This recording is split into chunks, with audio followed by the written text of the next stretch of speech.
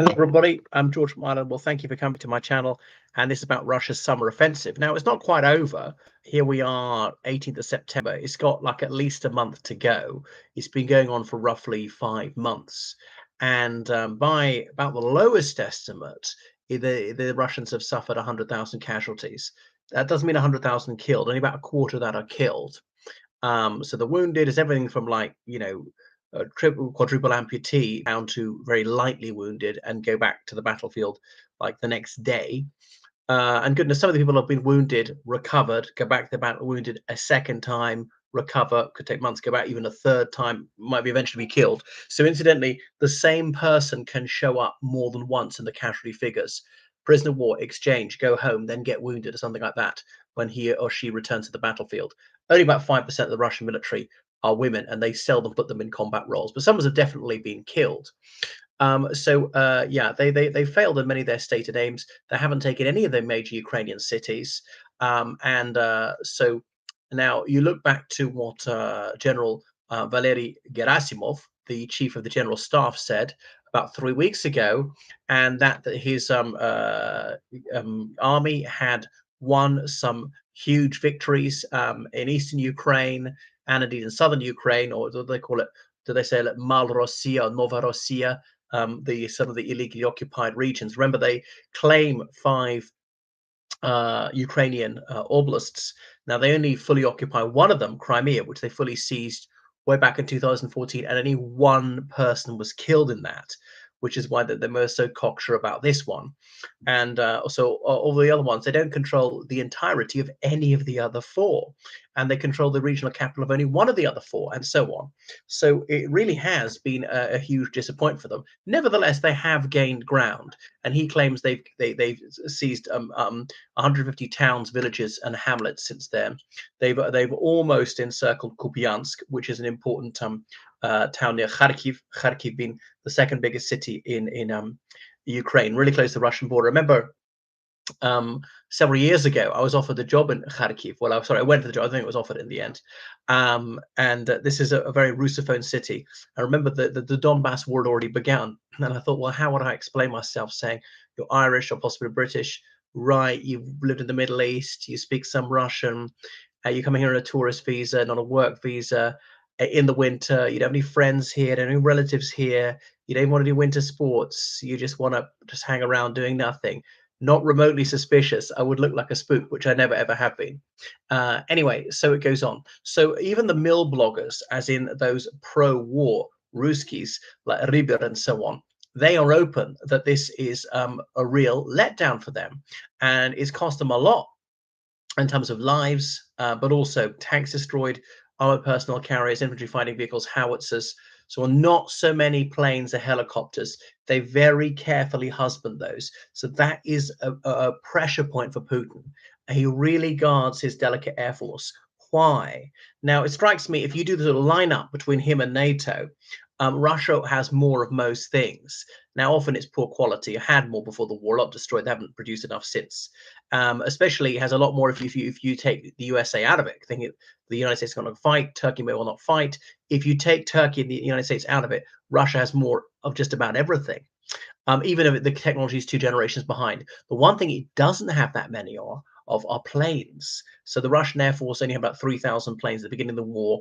They've had a couple of hundred of them destroyed. Okay, they built some more, blah, blah, blah. But if you look at NATO, even subtract the United States, even subtract Turkey, that's where the NATO really outnumbers Russia. And obviously, he's intensely aware you cannot fight a modern conventional war without air cover. And that's one of the problems of the Ukrainians is their counteroffensives. How do you do this without air superiority or even very much air cover? And the Ukrainians were not willing to waste their air force helping that 2023 summer offensive, having too many planes shot down. I think the right decision, but hey, I've never been a military person. So so hailing these victories, and he's in fact inflated by a factor of 3 how much ground they've actually gained. And sometimes they gained ground and then been pushed out again. And they did have a bit of a breakthrough last month, but well, yours truly said it first. I said if such a breakthrough occurred, and it did, they won't be able to exploit it because they don't have enough armor to pull through the gap to go further to fan out to flank the Ukrainians there, and they're pretty bad at quick maneuvers anyway. They always have been for centuries. Partly this rigidity. Now, even then, they've had a bit of flexibility because of wartime on, and necessity is the mother of invention. They usually couldn't do anything without orders. Don't start doing anything. If you order something, don't stop doing it without orders. And the most trifling decision referred several names up the chain of command and so on. This is like being like automatons, like the North Koreans whom they trained. So then these excessively optimistic reports has fed into Putin's mindset. And of course, Putin believes of his own propaganda. He's created this media space, and then that is a very dangerous thing, is want to believability, is believing something because it's attractive to you, not because the evidence proves it's true. So it's got no objectivity. It's such a sycophantic society, they dare not tell him the truth. It's a very brave man who's a coward in the Russian army. As if you say, no, we've been defeated, or this is going to fail. Oh, well, you're a faint heart. Even that is the truth, and actually, you should only make decisions on the basis of the truth, however unappealing or appealing the truth is. And so that's why he really thinks that they are making progress. So put it this way: the Russians may gain more ground on the first day of this war than they have in the whole of the last 5 months. Now, admittedly, well, why? So they had more of everything back in 2022. Um, they often had superior technology. Now, the Ukrainians are more battle hardened, their military has expanded, and they've got better equipment and so on. The one thing I can't say about February 2022 is it was a surprise. Well, it wasn't. I mean, because the conflict, we're going for 8 years, there was a huge military build-up. There was that public American-British warning to the Ukrainians a day before they're going to attack within 48 hours. It was 24 hours later, and so on. So how on earth can they say this is victory? They were going to take Kiev in 2 days. They're nowhere even near it. So anyway, so the Institute for the Study of War, which is an American one, they say the Russians have taken over 2,300 square kilometers. Now, Gerasimov says it's more than that. So he says it's something like 3,400 kilometers or whatever. So there we go. So that has been pretty pathetic by them, and yet they're still coming.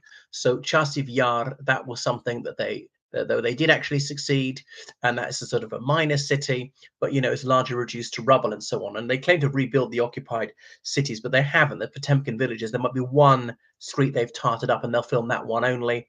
And then indoctrinating Ukrainian children, telling them they're Russian, making them work in drone factories, making them do military training, and blah blah blah.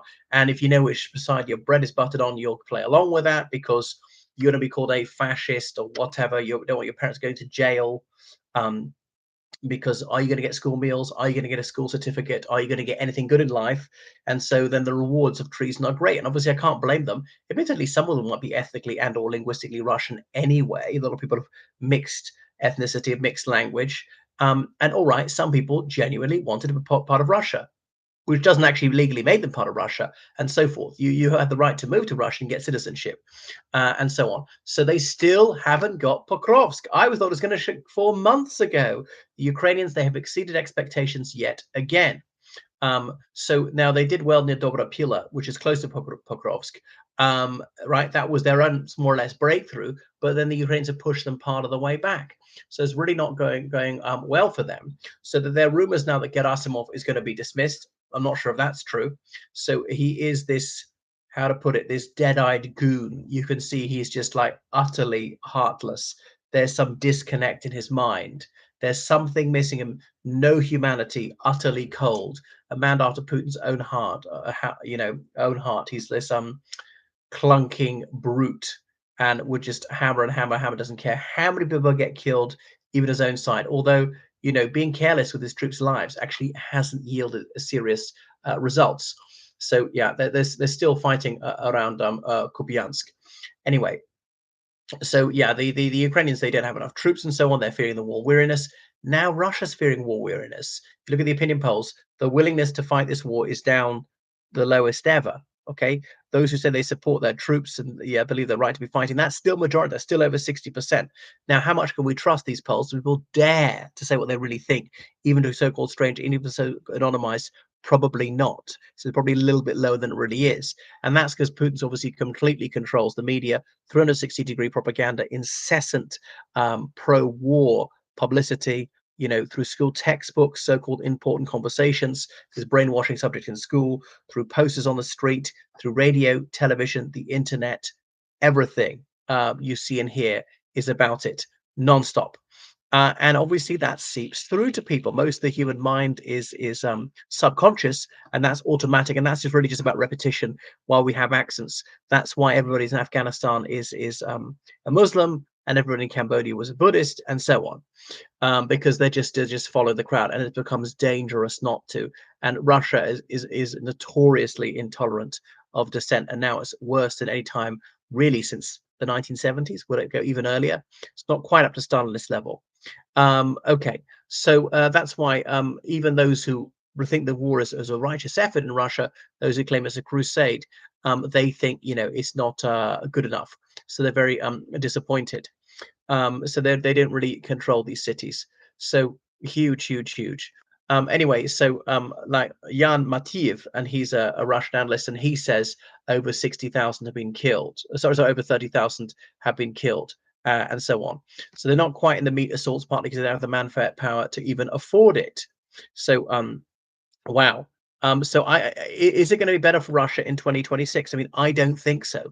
Putin seems to think so, that he'll gradually wind the Ukrainians down, and there's not that much sign of it. The idea was a Trump presidency would be disastrous for Ukraine. You'd cut them off from military aid, from financial aid, from intelligence. And some of that happened in the early days, some of it restored, Europeans making up the slack, not as much as the Americans gave them. But the Trump presidency so far hasn't been as bad as people thought it might be for the Ukrainians, as I feared it might be for the Ukrainians. It could get worse next year. We don't know.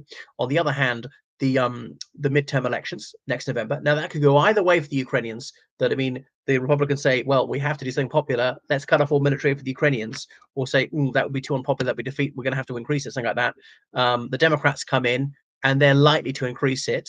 They're not as gung ho as you might like them to be. Remember, there's some people on the far left who are really just surrender monkeys. So that's it. Goodness. And will Trump's control be slipping as he's looking towards retirement? JD Vance wanted to come in, make his mark, and he is openly and deeply unsympathetic to Ukrainian freedom. So yeah, it's been rather pathetic for Russia. They have made some gains, but the cost completely hasn't been worth it. It's not the war-ending thing that they thought it was going to be. And obviously the Ukrainians are saying mostly, okay, we could freeze the front line. We could have a sort of Korean Peninsula situation and no de jure recognition of the illegally occupied territory. We just have to learn to live with it because we're not going to get it back. And there doesn't seem any sign that they are going to get it back. What could they hope for? A coup in Moscow? Trouble is that might bring to power someone even more ultra aggressive, or something like that. The one of the strategies they've come up with, which is actually quite effective, is taking out these Russian oil refineries.